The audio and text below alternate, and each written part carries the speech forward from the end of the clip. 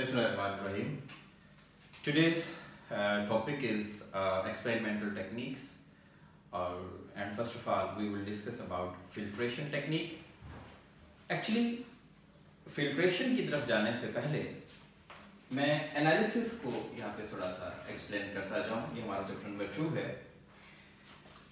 Analysis में हम ये कहते हैं कि जब भी हमने किसी चीज का एनालिसिस करना होता है, लास्ट चैप्टर में भी हमने ये बात डिस्कस की थी, उसमें क्वालिटेटिव एनालिसिस भी हम लेके आते हैं और क्वांटिटेटिव एनालिसिस भी हम लेके आते हैं। दोनों स्टेप्स हमें परफॉर्म करना होते हैं, qualitative as well quantitative.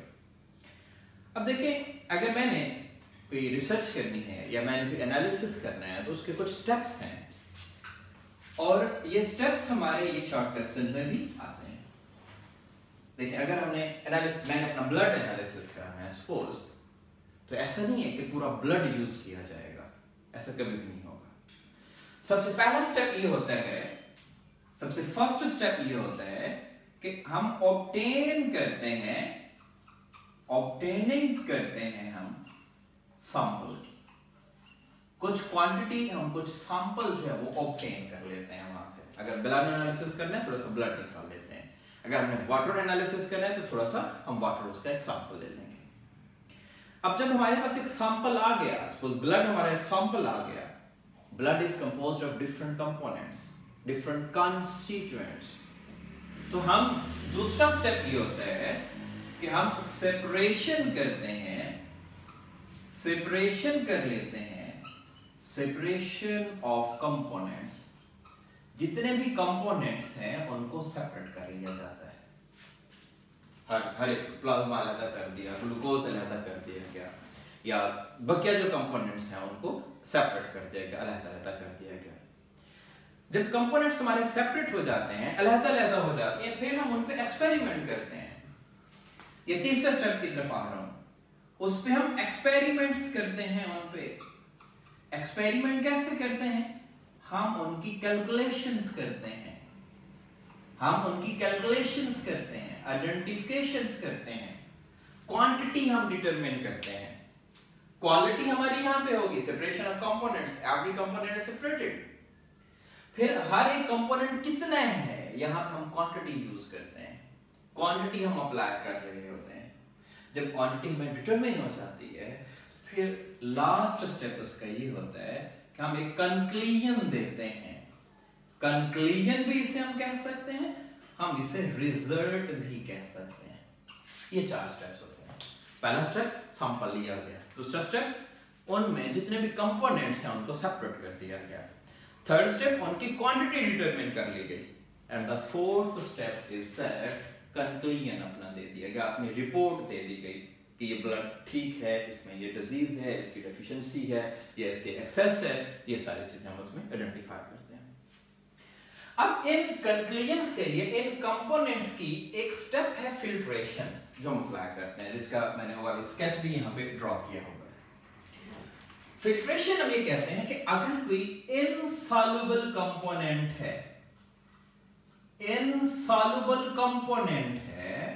that insoluble component can be separated by filtration technique, can be used for separation of these components. Actually filtration के पॉइंट ऑफ व्यू समझते हैं तो ये एक सेपरेटिंग टेक्निक्स हैं। सेपरेशन हम इसमें अप्लाई कर रहे होते हैं। मोस्टली कंपोनेंट्स हैं, हमने उनको अलग कैसे करना है, जैसा कि मैंने यहाँ पे कहा था कि कंपोनेंट्स को हम सेपरेट करते हैं। अगर कंपोनेंट एक लिक्विड है, एक सॉलिड है, we can separate with the help of filtration. जैसा कि मैं छोटी सी एग्जांपल देता हूँ, मेरे पास सॉइल है, सॉइल के साथ क्या है, वाटर है, ये दोनों का एक कंपोनेंट हुआ पड़ा है, ये आपस में मिक्सअप हुए पड़े हैं, तो मैं फिल्ट्रेशन करके सॉइल को अलग कर दूंगा, वाटर को अलग कर दूंगा, because soil is insoluble in water. तो ये फिल्ट्रेशन प्रोसेस हम करते हैं और इस फिल्ट्रेशन में हम जो है अपने कंपोनेंट्स को सेपरेट करते हैं। यहाँ पे 2-3 क्वेश्चन भी बनते हैं, मैं उनकी तरफ भी आऊंगा, लेकिन सबसे पहले मैं इसका प्रोसीजर आपके सामने रखूं कि प्रोसीजर है क्या, फिल्ट्रेशन हम किस तरह से करते हैं। ये देखें कि ये अगर मेरे पास एक मिक्सचर है, सपोज वाटर और सॉइल, ये मिक्सचर हमारे पास है, इस मिक्सचर को हम यहां पे लेते हैं और इसी मिक्सचर को हम उंडेल देते हैं, हम डालते हैं कहां पे, फिल्टर पेपर पे। ये फिल्टर पेपर है अंदर और बाहर हमारे पास क्या है, फनल है। फिल्टर पेपर जो हम एडजस्ट करते हैं उसके हम 2-3 फोल्ड लगाते हैं। फोल्ड्स लगाने के बाद हम उसमें एक फोल्ड अलहदा, 3 फोल्ड अलहदा करके हम उनकी यहाँ पे एडिशन करते हैं। तो फिल्टर पेपर अंदर लगा के हमने अपने कंपोनेंट्स को यहाँ से पोर किया। रॉड हम यहाँ पे अप्लाई कर रहे होते हैं, रॉड उसकी स्ट्रीमिंग करता है ताकि सारा का सारा मटेरियल एक जगह पे इकट्ठा ना हो जाए। फिल्टर पेपर के जरिए हमारे कंपोनेंट सेपरेट हो जाएंगे। कुछ कंपोनेंट ऐसे होते हैं जो फिल्टर पेपर में से पास आउट हो जाते हैं, that is termed as filtrate. और कुछ कंपोनेंट्स ऐसे होते हैं जो फिल्टर पेपर के ऊपर रह जाते हैं, that is termed as residue. ये एक शॉर्ट क्वेश्चन भी आता है, इसकी तरफ मैं आऊंगा कि फिल्ट्रेट क्या है, फिल्ट्रेट हमारे पास क्या है और रेसिड्यू हमारे पास क्या है। डिफरेंशिएट करें फिल्ट्रेट एंड रेसिड्यू। इसमें 2-4 चीजों का हमें केयर करना पड़ती है। एक तो जब फिल्टर पेपर हम लगाते हैं इसको टाइटली फिक्स करते हैं हम यहाँ पे। दूसरा, जब हम ऊपर से ये मिक्सचर डालते हैं तो उसको हम बिल्कुल इसकी दीवारों के साथ डालते हैं ताकि स्प्लैशेस ना हो। तीसरा ये है कि ये जो फनल की ये जो हमारी पॉइंट है वो भी हम नीचे जो बीकर हमने लिया हुआ था उस बीकर के साथ अटैच करके रखते हैं ताकि इसके साथ फ्लो करके नीचे हमारा फिल्ट्रेट इकट्ठा हो, किसी चीज का खतरा ना हो, स्प्लैशेस ना हो, छींटे ना उड़े इस चीज के। इसीलिए हम ये सारी केयर करते हैं। फिल्ट्रेट अलहदा हो जाता है और रेसिड्यू जो है वो अलहदा हो जाता है। मैं पहले शॉर्ट क्वेश्चन करा देता हूं, फिर मैं आगे कंपोनेंट्स की तरफ आता हूं। फिल्ट्रेट हम ये कहते हैं कि that is the part of mixture which is passed out through the filter paper, that is called filtrate। और ऐसा component which is not passed out, not passed, that is called residue। residue पास नहीं हुआ, ऊपर हो गया, filtrate नीचे आ गया। Mostly हमारा जो filtrate है ये लिक्विड फॉर्म में होता है, लिक्विड फॉर्म में एग्जिस्ट करता है। और जो रेजिड्यू हमारा होता है, रेजिड्यू हम कहते हैं कि ये मोस्टली सॉलिड फॉर्म में एग्जिस्ट करता है। हम ये भी इसमें एक डिफरेंस एक्सप्लेन कर सकते हैं। हम ये भी कह सकते हैं कि ये जो फिल्ट्रेट है ये स्मॉल साइज होते हैं, पार्टिकल्स होते हैं, मॉलिक्यूल्स होते हैं, और ये हमारे पास क्या होते हैं, लार्ज साइज मॉलिक्यूल्स होते हैं। जैसे कि अगर मैं इस एग्जांपल को लेके आऊं तो हमारा वाटर जो है वो पास आउट हो जाता है, दैट शुड बी फिल्ट्रेट। और हमारी जो सॉइल है ये पास आउट नहीं होता, दैट शुड बी रेसिड्यू। ये हमारा एक शॉर्ट क्वेश्चन भी यहाँ पे कंप्लीट हो जाएगा। अब बड़े इंपॉर्टेंट पॉइंट्स की तरफ मैं यहाँ पे आ रहा हूं। इसमें मैंने एक टर्म यूज की, फिल्टर पेपर। फिल्टर पेपर हम यूज करते हैं और फिल्टर पेपर के जरिए हम अपना ये सारा फिल्ट्रेशन प्रोसेस यहाँ पे अप्लाई करते हैं। इस फिल्टर पेपर से अगर मैं बैक साइड में जाऊं तो यहाँ पे एक टर्म यूज की जाती है, फिल्टर मीडिया एक टर्म यूज की जाती है। फिल्टर मीडियम भी हम टर्म यूज करते हैं। देखिए मोस्टली फिल्टर मीडियम यूज किए जाते हैं, क्रूसिबल्स भी हम यूज करते हैं और पेपर भी हम यूज करते हैं। ये फिल्टर मीडियम डिपेंड करता है कि साइज ऑफ पार्टिकल क्या है। साइज ऑफ पार्टिकल को सामने रखते हुए हम अपना फिल्टर मीडियम सेलेक्ट करते हैं। ठीक हो गया। अब फिल्टर मीडियम हमारे पास क्या हो सकते हैं यहाँ पे फिल्ट्रेशन के लिए? एक तो फिल्टर पेपर्स हो सकते हैं, पेपर्स हो सकते हैं, फिल्टर पेपर्स, फिल्टर पेपर्स। दूसरा हमारे पास यहाँ पे क्या हो सकते हैं, क्रूसिबल्स हो सकते हैं। ये दो तरह की हमारी टर्म्स होती हैं। फिल्टर पेपर भी हम यूज कर सकते हैं और फिल्ट्रेशन के लिए हम क्रूसिबल भी यूज कर सकते हैं। फिल्टर पेपर में फिर आगे दो टाइप्स हैं। एक हम ये कहते हैं कि simple filter paper, simple filter paper हम यूज करें। दूसरा ये होता है कि सिंपल फिल्टर पेपर की बजाय हम क्या यूज करें, हम फ्लूटेड फिल्टर पेपर यूज करें। Fluted filter paper. ये दो हमारे फिल्टर पेपर अप्लाई करते हैं।